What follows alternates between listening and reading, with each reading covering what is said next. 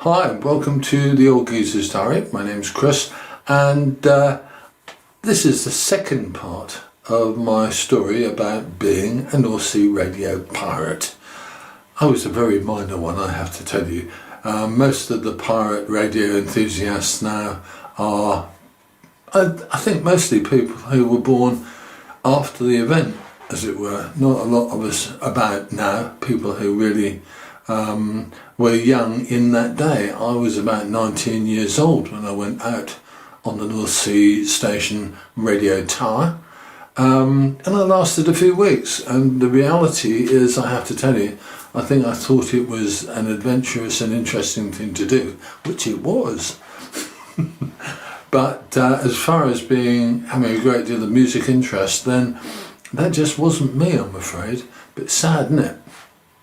My viewpoint on it was that I enjoyed listening to Radio Luxembourg, I enjoyed listening to Radio Caroline, Radio London, etc. But in reality, actually making that my life's work came not very high on my list. I thought if I was good at it, because I didn't know if I was any good at it, if I was good at it, then maybe I could do something with it. But other than that, I just thought it was a good thing to do, and I thought it would be interesting and a lot of fun. And I enjoyed it, and I don't regret doing it. So let's climb back up the assault ladder onto Radio Tower. What was there, what was going on most of the time I was there was a bit of a shambles, I think, really, to be honest with you. And let me just run through it for you, because people aren't aware of how it all worked in the day, and it was quite odd as a place to live and a place to work. First things first, I have to say that I thought Eric Sullivan was an excellent bloke. He was a lot of fun to know. He was a really nice guy, and I kept in touch with him and Anita after the whole thing collapsed, and I could call us sort of friends, really. And that was really nice. But at the time when I was actually working for him on Radio Tower, the whole thing was a bit of a shambles. There you go. We didn't have, or he didn't have, enough money, although he possibly might have recovered that later. And there was no management at all on the tower itself. The tower had 5 people aboard. It had me, it had Bill Rollins, who was really the only aspiring professional DJ aboard. It had Dave Simpson, who was a country and western freak who everybody liked, but his radio persona was quite limited, if you like. There you go. But he was brilliant on his topic, which was country and western. And if you wanted to run a country and western station, I think Dave would have been your man. But there was him and Bill and me, and we were the radio presenters. There was also 2 what they called, I think, maritime crew, which was John Bolter, who I knew and liked, and Terry Lambert, who I knew and didn't really know much about. I think he kept himself a bit more private than maybe the rest of us. So there were us 5 aboard, and we were aboard for 3 or 4 weeks, in which time the station kind of worked, and then it kind of didn't. The living conditions, my favourite word, I'm sorry about this, is squalid. It was disgusting.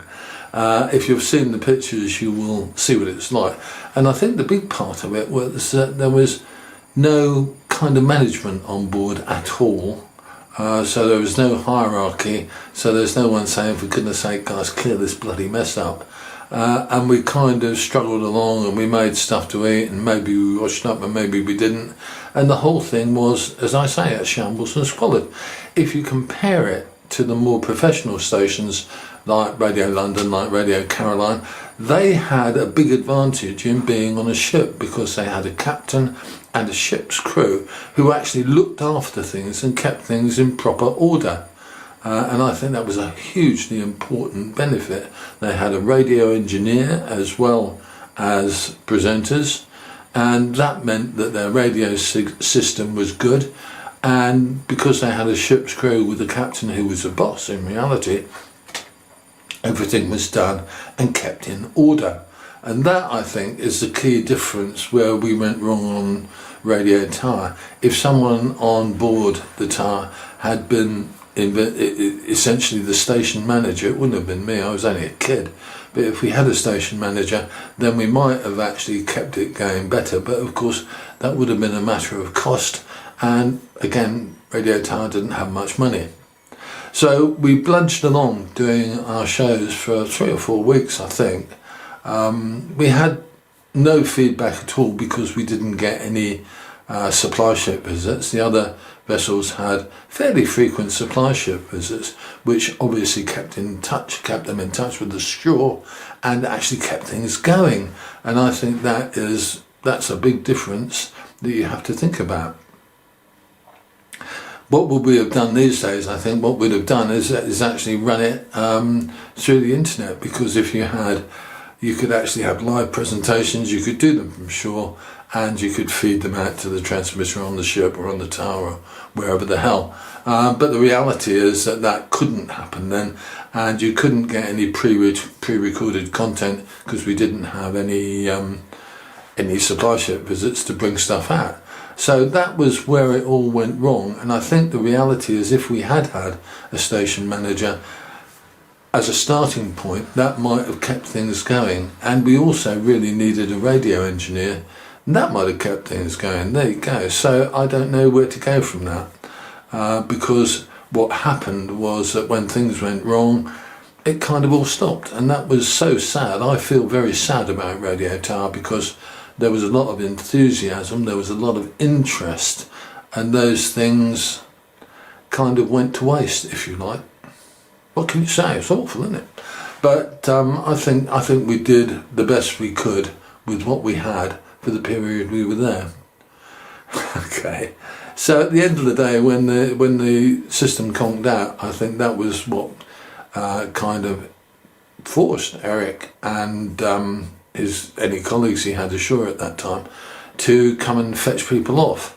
And that happened. The ship, supply vessel, was Billy Bennett's little ship, Venus, little fishing boat, and he came out and took off Bill, and he took off John and Terry, and he took off Dave Simpson, and he left just me of our original few crew.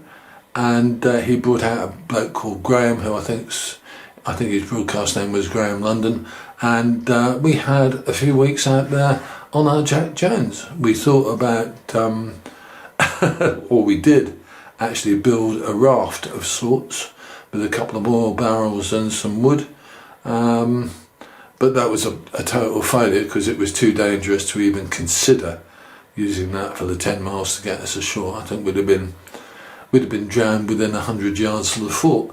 So we built that and actually launched it, but it got away from us and there was no way to get aboard it, really. So that was a fairly silly thing to do, but it demonstrates, I guess, the level of concern that we had at the time. I don't remember it very well because it's 60 years ago, but I think that happened, and I think I think when Graham and I got ashore, we were well hacked off because we got charged against our poultry wages.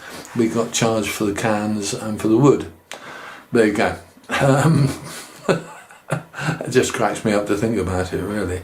We must have been terrified in many ways. One of the things about the tower that I think has been published, but maybe you don't know about it, I don't know, was that it had a hole in the north-facing leg.